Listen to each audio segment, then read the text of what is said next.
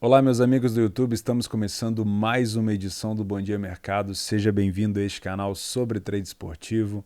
Meu nome é Theo Borges e eu estou aqui hoje para fazer junto com vocês o nosso planejamento de trabalho para esse sábado, dia 28 de maio, um sábado especial, um sábado de final de Liga dos Campeões e encerramento da temporada europeia entre Liverpool e Real Madrid, que acontece em Paris, tá bom? Também temos Série A e Série B do Brasileirão, MLS e alguns outros campeonatos que a gente vai mencionar por aqui.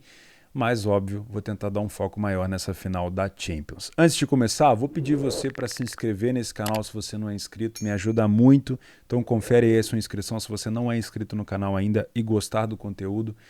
Fica o convite para você se inscrever e se puder deixar o like no vídeo para o YouTube divulgar para novas pessoas, seria muito bom. Sempre que eu vou trabalhar, eu venho aqui e faço meu planejamento junto com vocês. É uma forma também de pegar o conhecimento junto com vocês, de tentar passar também um pouco do que eu pretendo fazer no jogo, e assim a gente vai fazendo o nosso planejamento da melhor maneira possível. Eu gosto de lembrar vocês que esse aqui não é um vídeo de palpites, eu não vou fazer bilhetes para vocês, não vou dar para vocês aqui alguma entrada.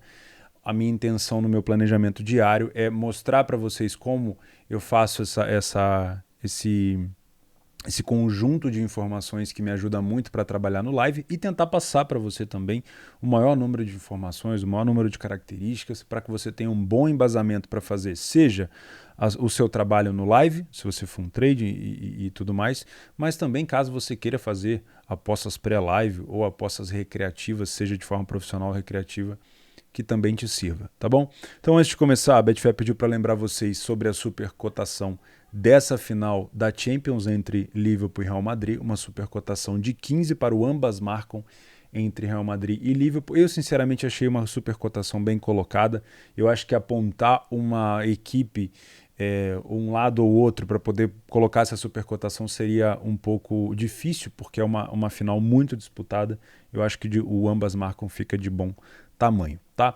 De antemão, se você começa a sua caminhada no trade nas apostas e essa é a sua primeira final de Liga dos Campeões, eu queria falar para vocês o quão difícil é trabalhar essa competição, né? Na fase de grupos da Liga dos Campeões, geralmente a gente tem um desnível grande, né? A gente tem ali, às vezes, duas equipes muito boas no mesmo grupo, às vezes até uma, e a gente vai tendo uma diminuição de nível à medida que a gente vai vendo as outras equipes do grupo. Então é comum a gente ver um Liverpool na fase de grupos pegando talvez um grupo mais fácil, o Real Madrid pegando um grupo mais fácil. Esse ano, por exemplo, o Real Madrid ficou num grupo do Sheriff Tiraspol, que até venceu o Real Madrid no Bernabéu, né, no finalzinho, com um golaço de fora da área, mas o Real Madrid foi, óbvio, se classificou, bateu o Sheriff Tiraspol fora de casa. Então, na fase de grupos, a gente vê uma Champions um pouco mais fácil de estipular favorito, de fazer algumas entradas pré-live. Quando vai entrando na fase de mata-mata, oitavas, quartas, semi e final, a gente vai tendo confrontos muito parelhos, porque são geralmente as equipes campeãs ou vice-campeãs dos seus respectivos campeonatos. O Liverpool, por exemplo, é a segunda vez desde que começou a era lá Klopp e Guardiola que o Liverpool tem que fazer mais de 90 pontos e mesmo assim não consegue bater o City no campeonato. E o Real Madrid voltou a ser campeão espanhol com uma larga distância para o Barcelona, com o Ancelotti voltando ao Real Madrid. Então a gente tem aqui um confronto extremamente parelho. E geralmente esses confrontos de mata-mata parelho são muito difíceis de se operar no live, se você faz ali o match odds, né? Talvez exista uma expectativa muito grande nos jogos de Champions. Eu tenho certeza que o pessoal que trabalha o under consegue aproveitar dessa expectativa do mercado e quando se depara com um jogo um pouco mais truncado, consegue aproveitar bastante aquelas correções iniciais, né? Para quem costuma trabalhar desse jeito. Mas para mim, geralmente que venho trabalhar match odds desde o início, quando a gente tem um confronto muito parelho como esse, é muito complicado, porque o mercado mexe muito, né? A gente tem, por exemplo, um momento de superioridade do Liverpool, daqui a pouco o Real Madrid já iguala, daqui a pouco o Real Madrid está soltando contra-ataque em cima da defesa alta do Liverpool, e a gente tem um mercado às vezes muito difícil de se trabalhar. Tá? Então eu vou puxar na história aqui como é que foram as últimas finais, se você não lembra. A gente teve aqui, ó, temporada 15-16, o Real Madrid vencendo o Atlético de Madrid por 2-1. Esse jogo foi para prorrogação, o Real Madrid saiu na frente, se eu não me engano. Deixa eu dar uma lembrada aqui, ó. Isso mesmo, o Real Madrid saiu na frente com o gol do Sérgio Ramos, isso aí foi 15-16. Depois tivemos 16-17, aquela final entre Juventus e Real Madrid, um jogo, esse jogo sim eu acredito que tenha dado uma leitura um pouco mais tranquila, tá? O Real Madrid teve bem até o primeiro gol, depois a Juventus empatou e aí o Real Madrid foi acumulando gols depois em cima da Juventus. A temporada 17-18 foi de fato esse confronto Real Madrid-Liverpool, e esse jogo ele teve uma característica bem importante. A minha melhor entrada nesse jogo, eu lembro que eu trabalhei ao vivo com vocês no YouTube. Eu não sei se eu tenho esse vídeo disponível, se a UEFA já deletou esse vídeo do meu canal do YouTube. Eu fiz dinheiro nesse jogo na lesão do Salah. O Salah, né, voando naquele ano. O Real Madrid teve ali, o Sérgio Ramos teve uma disputa com o Salah. Muita gente acha que foi uma disputa completamente equivocada do Sérgio Ramos, né, que ele merecia ter tomado ali o cartão vermelho, que ele foi na maldade. Teve um problema, né, no ombro do Salah, e o Salah, quando deu para ver que o Salah ia sair, eu peguei uma correção muito boa na odd do Liverpool. Não peguei os outros gols do Real, se eu não me engano, mas pela correção da saída do Salah já tinha me pagado muito bem. E aí de lá para cá a gente começou a ter finais um pouco mais fracas, né? Essa Liverpool e Tottenham foi uma final muito broxante, com perdão da palavra. O Liverpool tinha passado pelo Barcelona naquela reviravolta, né? O Barcelona venceu por 3-0 no Camp Nou, aí teve aquele gol perdido do Dembélé, que todo mundo falou, meu Deus, como que consegue perder aquele gol no contra-ataque com o passe do Messi? Chegou em Anfield, o Liverpool conseguiu fazer 4-0, aquele escanteio batido pelo Arnold, gol do Origi, né? Vocês lembram do que aconteceu lá em Liverpool? O Liverpool foi para a final, veio com toda aquela força, e o adversário do Liverpool foi o Tottenham, que tinha eliminado o Ajax que tinha eliminado a Juventus, né, do Cristiano Ronaldo, o Ajax que tinha vindo muito bem naquele ano e acabou sendo eliminado dentro de casa com 3 gols do Lucas, né? E essa final foi muito fraca porque logo no início o Tottenham fez um pênalti, o Liverpool dali para frente acabou vencendo. Eu não tive oportunidade nenhuma de trabalhar esse jogo porque o pênalti foi muito cedo, tá? Depois a gente teve aquela final de PSG e Bayern, foi um jogo muito corrido, né? O Bayern tinha eliminado naquele ano o Lyon, né? O Lyon tinha eliminado o City, o Bayern eliminou, ali vocês estão conseguindo ver, né? O Bayern eliminou o Lyon na semifinal, o PSG eliminou a Atalanta e o Leipzig na semifinal depois, e foi enfrentar um PSG. Foi um jogo muito corrido, muito aberto, muito difícil de se posicionar, né? Mas o Bayern acabou vencendo, mas também não foi uma partida onde eu tive a oportunidade de trabalhar, foi bem complicado. E aqui era uma expectativa de um jogo muito aberto. Era uma expectativa de um jogo com muitos gols, porque nesse mesmo campeonato, nas quartas de final, o Bayern tinha metido 8-2 no Barcelona.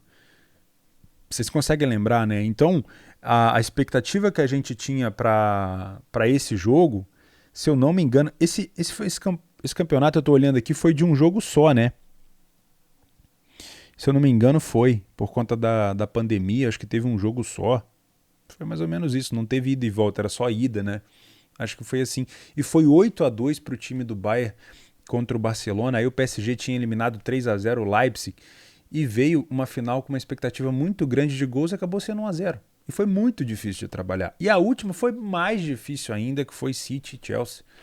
A gente viu um City ali sem repertório, o Chelsea fez o primeiro gol e se fechou, e o City simplesmente não conseguia furar a defesa do Chelsea. Então o que eu estou trazendo para vocês aqui é a realidade do que geralmente a gente vive. São jogos difíceis de se trabalhar, são jogos bons de se assistir, né? Final de Liga dos Campeões, a gente tem geralmente jogos muito bons de se assistir, mas nem sempre oportunidade de trabalho.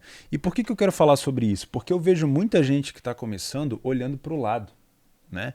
Essa mania de, mas fulano está trabalhando com uma stake maior, e eu não posso, numa final de Liga dos Campeões, trabalhar com um valor pequeno.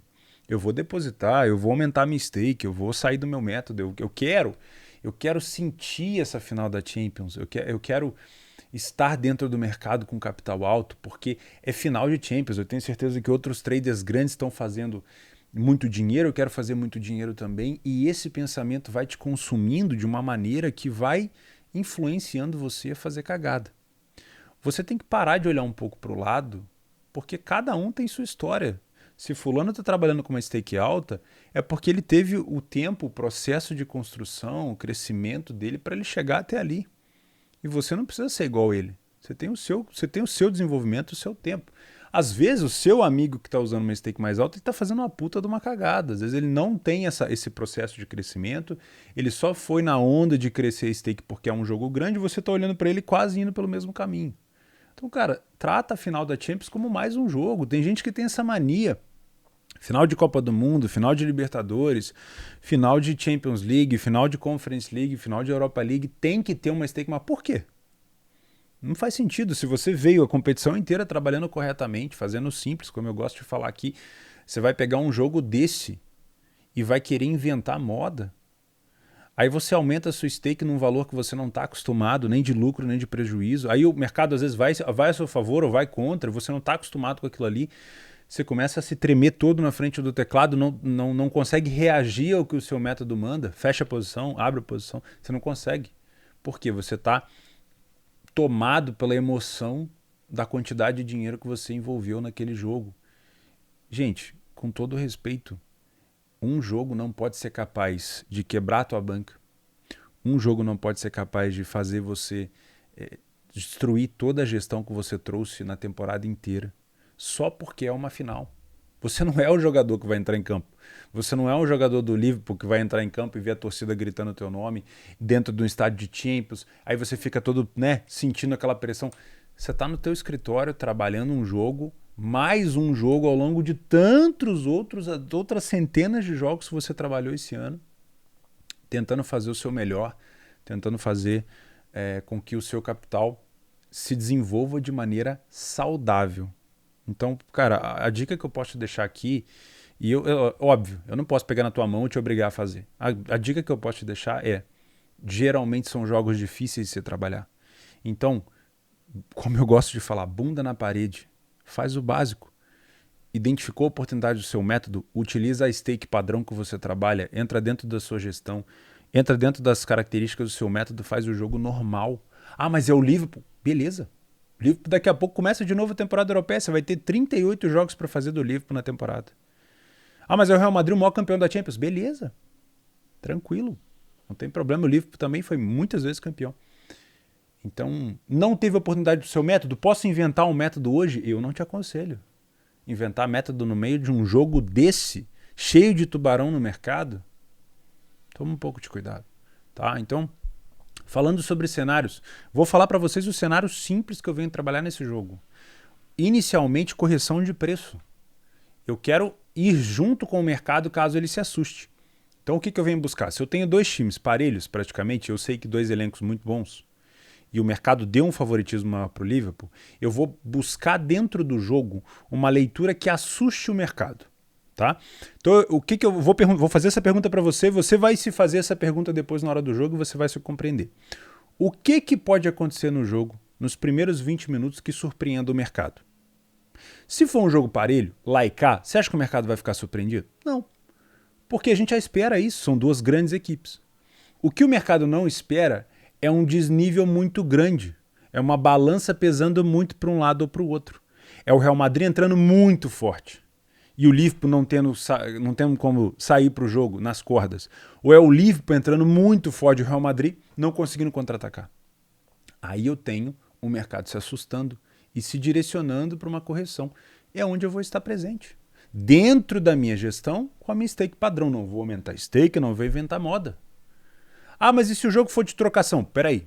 Se o jogo for de trocação, aí eu não tenho espaço para mim, para os meus métodos no Match Odds. Aí eu vou me direcionar para o mercado de gols.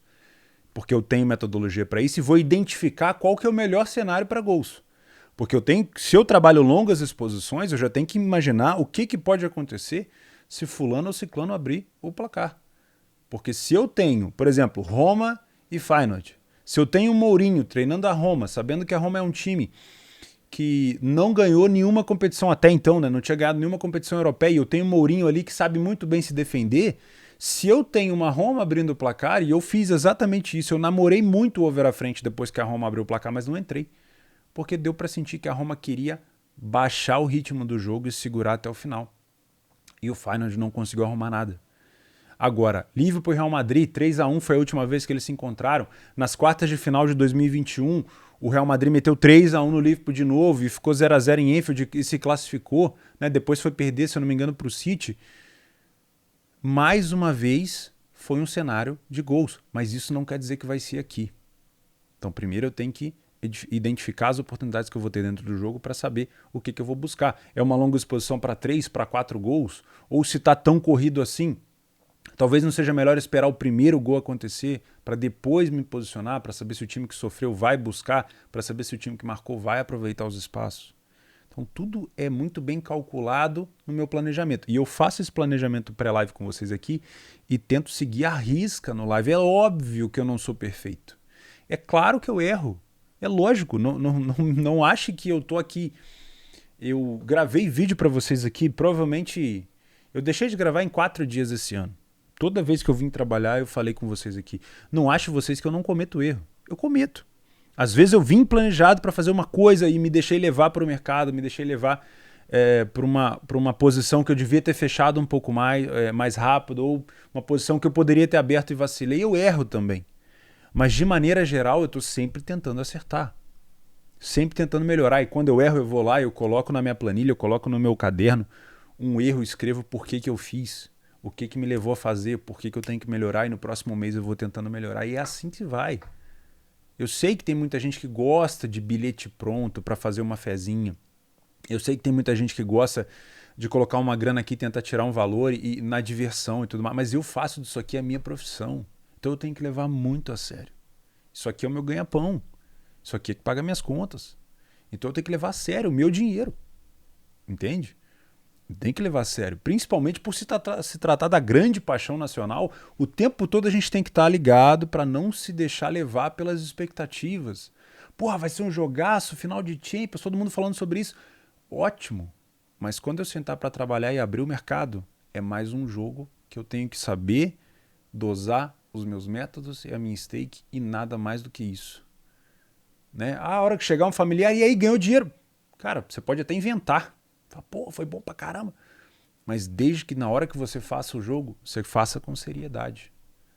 Porque para quem tá fora é sempre uma euforia, final de Champions. Não deixa essa euforia entrar para dentro do seu trabalho. É mais um jogo. E geralmente existe uma grande hipótese de não termos oportunidade nenhuma para fazer esse jogo. Então não inventa moda. Tá bom? Então é isso, eu venho para ficar de olho. Vamos às características agora, tá? Eu venho para ficar de olho nas bolas aéreas do time do Liverpool. A gente tem aqui um cenário onde o Liverpool marcou 17 gols de bola parada nessa temporada na Inglaterra e um time muito bom de contra-ataque. O Real Madrid é um pouco melhor, porque a gente sabe muito bem que o Real Madrid tem Vinícius Júnior ali, voando a dupla Vinícius Júnior-Benzema.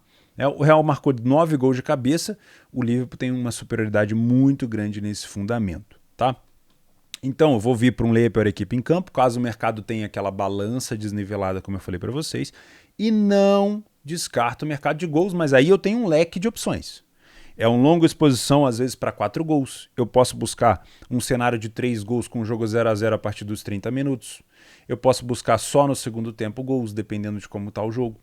Se tiver 0-0, buscar um over limit. Se já tiver 1-0, identificar se o time que está vencendo já está buscando contra-ataque ou não para buscar mais um gol ou 2. Depende muito, tá? Mas tudo isso em cima da leitura, tá bom? A gente pode utilizar aqui os dados do Campeonato Espanhol, do Campeonato Inglês? Sim, mas com todo respeito, eu acho que vai ser um jogo mais estudado, né? Não é... O Liverpool já foi campeão da Champions recentemente, o Real Madrid está cansado de ganhar Champions, então assim, não é um jogo que vale a vida, não é um jogo que vai acabar com o trabalho de alguém. O Ancelotti, multicampeão. O Klopp, multicampeão com o Liverpool. Não vai acabar com a vida de ninguém. Então, na minha opinião, não tem aquele time que vai fazer um gol e vai se fechar e não vai jogar mais. Meu Deus, esse aqui é o título da história, a gente tem que ganhar. Não. Eu vejo como 2 times que vão jogar ali de igual para igual. Então, a gente tem um cenário um pouco mais inclinado para over, tá? Tomara que se confirme. Beleza? Não vou deixar nenhum favorito aqui, gosto dos 2 times e para mim, desde que eu tenha oportunidade de trabalho, ótimo. Se eu não tiver também, não invente a moda, tá bom? Então é isso. Série A do Brasileiro, Goiás e Bragantino. O Bragantino foi eliminado da Libertadores e de quebra acabou ficando de fora da Sul-Americana. Uma campanha bem ruim do Bragantino na Libertadores e agora vai ter que focar no Campeonato Brasileiro, tá? O Goiás perdeu para o Flamengo no último jogo, se eu não estou enganado, os últimos jogos do Goiás acho que foi esse, né? Uma vitória do Flamengo por 1-0, o Goiás teve a chance de empatar com a Apodi, mas não conseguiu, e o Bragantino vem de uma derrota para o Nacional, perdeu para o Estudiantes e perdeu para o Palmeiras 2-0, faz um tempinho que não ganha, hein? Faz um tempinho que não ganha, desde o jogo contra o Ceará, que venceu por 1-0 no mês de abril, no final do mês de abril, tá? As últimas partidas, o Bragantino venceu o Goiás fora de casa por 2-1, tá?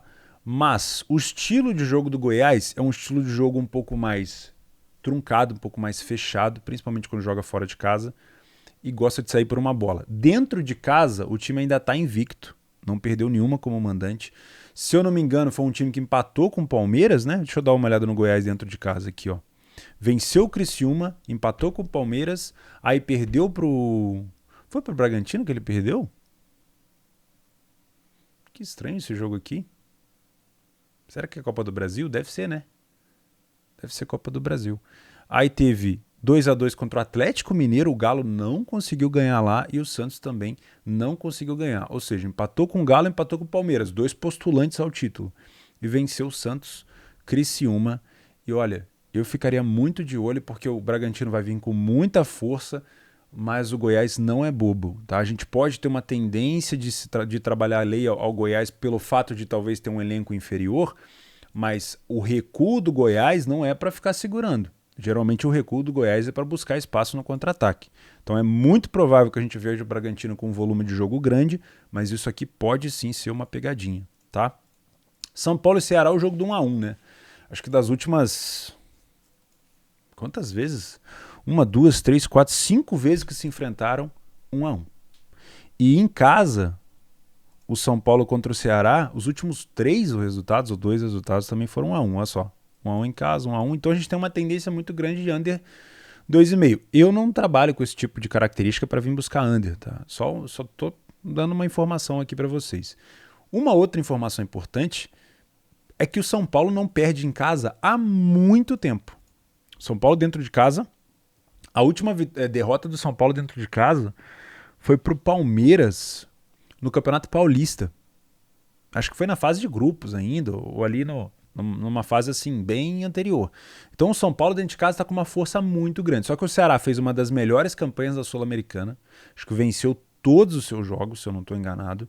Então tem que respeitar também. Mas tá na hora do Ceará, eu já vou falar do Fortaleza também, começar a focar um pouco no Campeonato Brasileiro. Fortaleza não tem nenhuma vitória, o Ceará só tem uma vitória no Brasileirão. O São Paulo está se colocando como um dos candidatos ao título.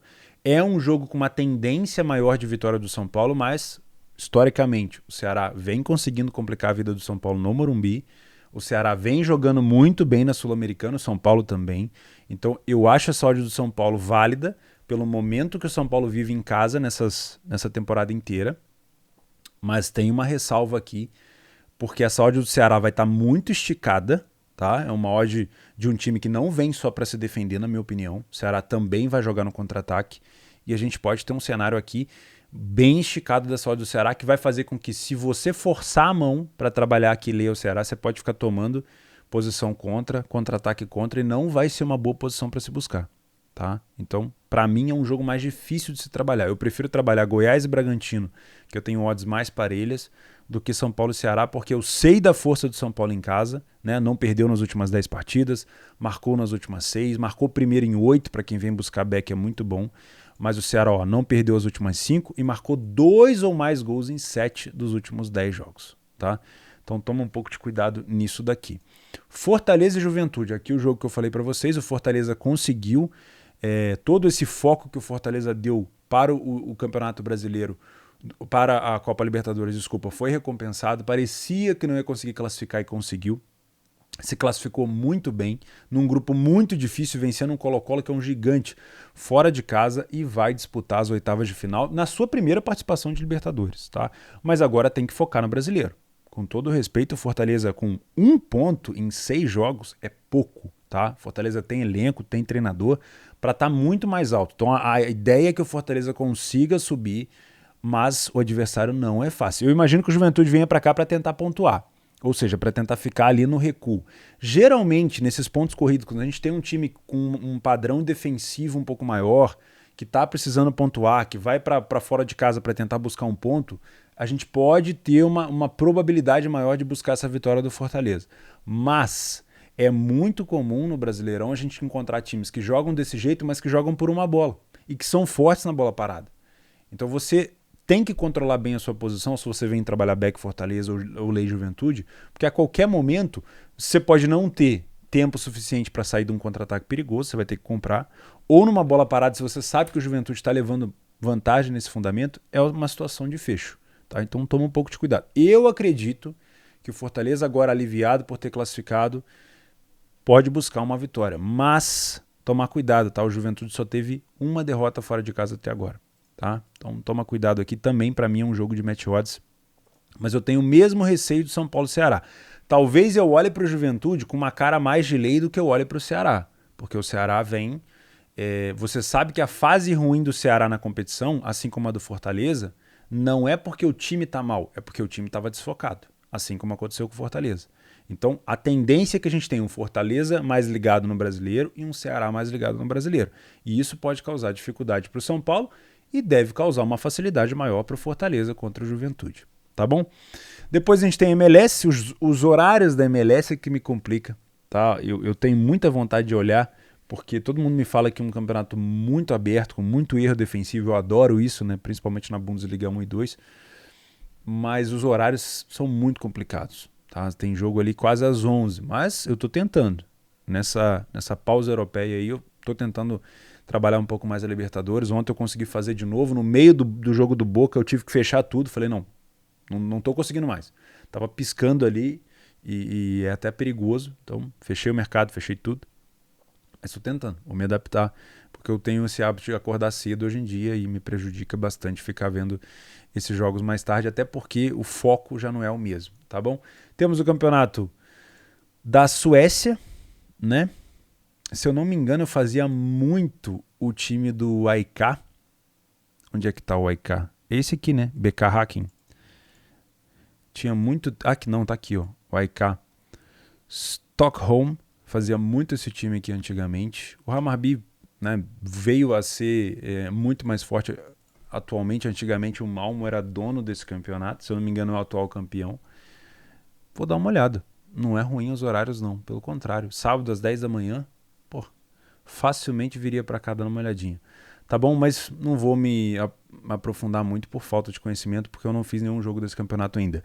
Para quem tem acesso ao PDF de apoio, deixei todos os campeonatos aqui, todos que eu falei, chileno, equatoriano, australiano, norueguês, paraguaio, russo, Arábia Saudita, Espanha, tá tudo ali para vocês dentro do PDF de apoio.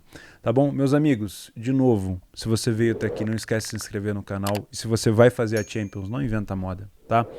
Deixa a sua banca saudável, não inventa de aumentar stake nem de inventar método nesse jogo. E excelente jogo para você, tá bom? A gente se vê no Leitura, no Telegram e por aí. Se você quiser assinar o canal, a gente se vê amanhã. Valeu, um grande abraço.